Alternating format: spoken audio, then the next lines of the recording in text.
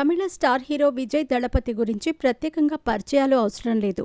ఈరోజు సినిమాలు తెలుగులో కూడా హిట్ అవ్వటంతో ఇక్కడ కూడా మంచి మార్కెట్ ఉంది. చాలామంది హీరోలు ఒకవైపు సినిమాలు చేస్తూనే మరోవైపు రాజకీయాల్లోకి వచ్చి ప్రజలకు సేవ చేయాలనే ఆలోచనతో ఉంటారు.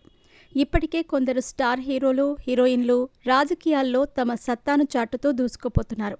ఇక విజయ్ దళపతి ఇటీవలే కొత్త పార్టీని స్థాపించి రాజకీయాల్లో చురుగ్గా ఉంటున్నాడు. ఆయన స్థాపించిన తమిళిక వెట్రికగజం పార్టీ తొలి సర్వసభ్య సమావేశంలో ఆయన మాట్లాడిన మాటలు సంచలనంగా మారాయి. ముఖ్యంగా మోడీ గురించి ఆయన మాట్లాడిన మాటలు ప్రస్తుతం సోషల్ మీడియాలో తెగ వైరల్ అవుతున్నాయి. విజయ్ స్థాపించిన కొత్త పార్టీలో ఒక సమావేశాన్ని నిర్వహించారు. ఈ సందర్భంగా హీరో విజయ్ మాట్లాడుతూ డైరెక్ట్గా మోదీని టార్గెట్ చేశాడు. ఆయన మాట్లాడుతూ డీఎంకే, బీజేపీ పార్టీలు రహస్యమిత్రులని, పేరుకు మాత్రమే కాంగ్రెస్ కూటమిలో ఉందని వ్యాఖ్యానించాడు. ఈ సందర్భంగా ఆయన దేశవ్యాప్తంగా చర్చనీయాంశంగా మారిన డీలిమిటేషన్ అంశంపై, అదేవిధంగా త్రిభాషా విధానంతో హిందీ భాషను బలవంతంగా రుద్దాలని చేసే ప్రయత్నంపై విజయ్ మోడీపై విమర్శలు గుప్పించారు. జీఎస్టీ, మహిళలపై జరుగుతున్న అన్యాయాలపై, జమిలి ఎన్నికల ప్రక్రియ విజయ్ సంచలన వ్యాఖ్యలు చేశారు.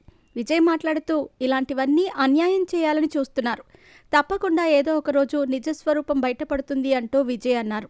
తమిళనాడు జోలికొస్తే మర్యాదగా ఉండదు అంటూ మోడీకి విజయ్ స్ట్రాంగ్ వార్నింగ్ ఇచ్చాడు.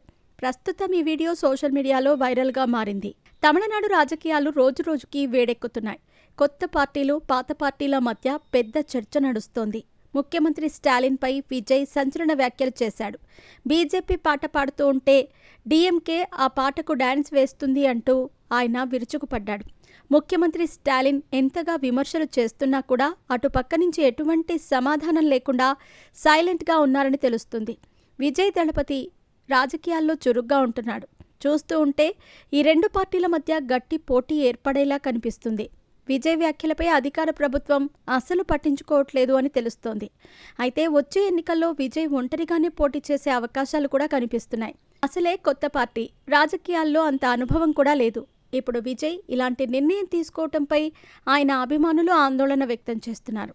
ఇక విజయ్ సినిమాల విషయానికొస్తే ప్రస్తుతం తన చివరి సినిమా చేస్తున్నారు. ఆ సినిమాను పూర్తి చేసి రాజకీయాల్లో పూర్తిగా బిజీ అవ్వాలని విజయ్ భావిస్తున్నారు.